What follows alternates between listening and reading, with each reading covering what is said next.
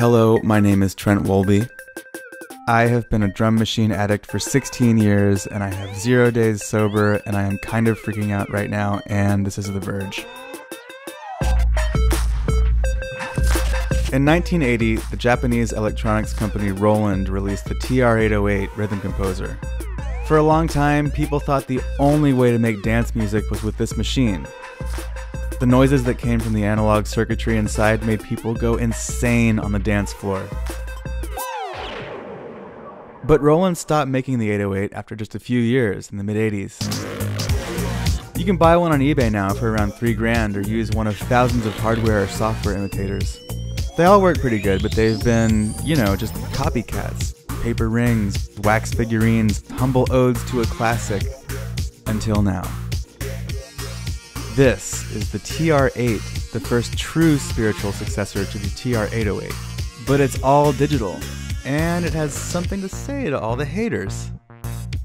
Roland developed a totally new modeling language called analog circuit behavior to faithfully recreate the big sounds of transistors and diodes that made the TR808 so famous.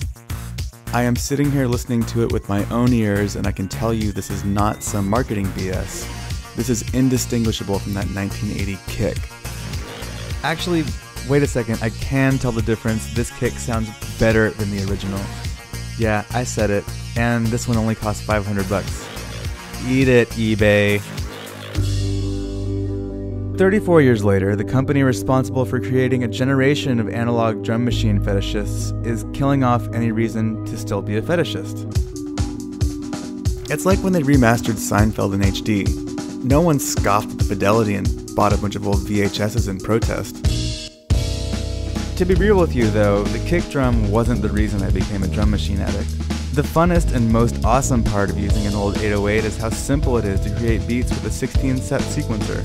The TR8 doesn't just sound like a champ, it's got this visceral, tactile experience with all the straightforwardness and get-shit-done mentality of its ancestor, but with a big old truckload of intuitive new control features that make it really fun to make music on.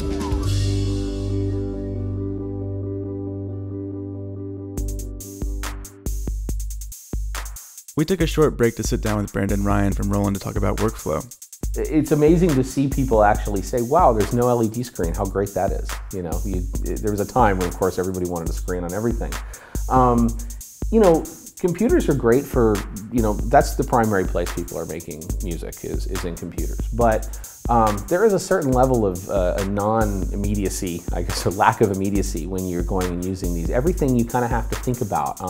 If you want to add a step or glitch something, a lot of times it's a process you have to go through. In that amount of time, an idea can become lost, or it could become just not worth the effort, or you might not try it or experiment.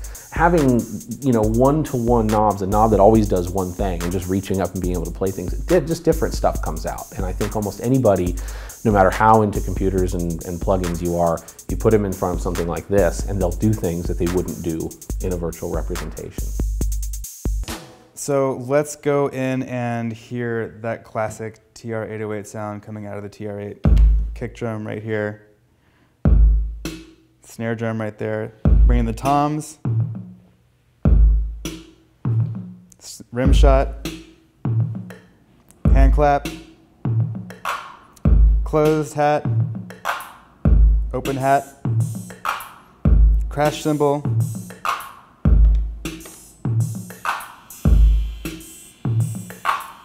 And the ride.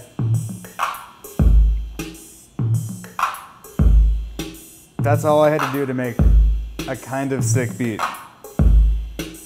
if I do say so myself. But that's not all Roland is updating for the 21st century. Meet the new AIRA family.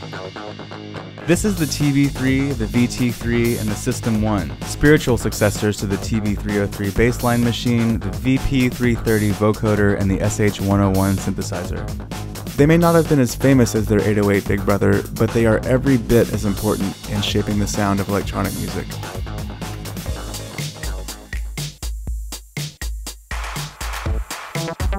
Listen up, y'all. Since all this crazy software started coming out, and when I say crazy software, I really mean Ableton, it's been kind of hard for me. I mean, how am I supposed to crank out epic dance jams on the same machine I use to watch porn and like do G-chat and spreadsheets on? I just love boxes, you know what I mean? They're my little buddies. They don't make me feel like I'm at a goddamn office trying to be productive. I mean, you can't do your taxes on a Stratocaster, and you shouldn't be able to do them on a damn drum machine either.